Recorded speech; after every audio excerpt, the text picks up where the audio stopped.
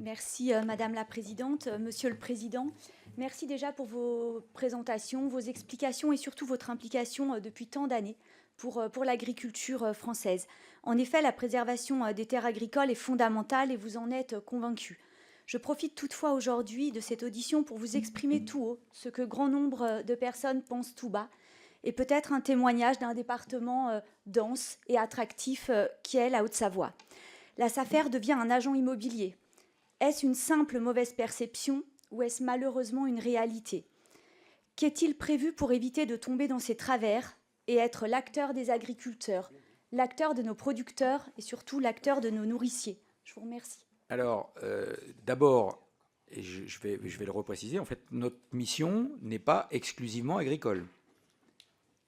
Donc on est amené à répondre aussi aux demandes des collectivités. Tout à l'heure, il y a quelqu'un qui a dit on a attribué des terres, enfin la SAFER a acheté pour une collectivité, parce que c'est notre rôle d'accompagner les collectivités, parce que si cet outil qui a été mis en place ne servait pas aussi aux collectivités quand il y a besoin d'acquérir pour, je ne sais pas, moi je vais vous donner des exemples, agrandir le cimetière.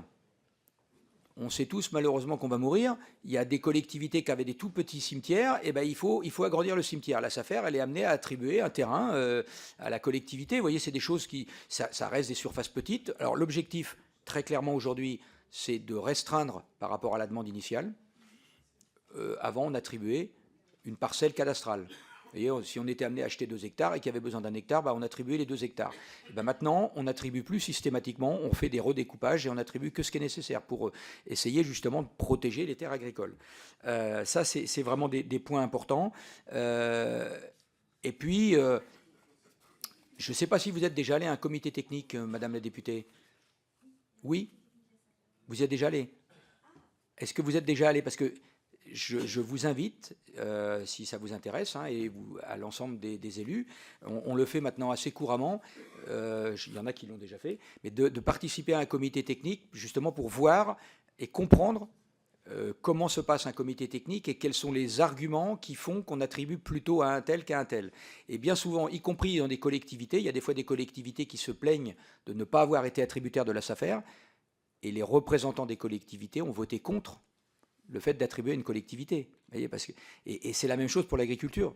En général, on n'est pas amené à voter en comptant les voix, parce que c'est globalement assez consensuel le fait d'attribuer ou de ne pas attribuer à quelqu'un.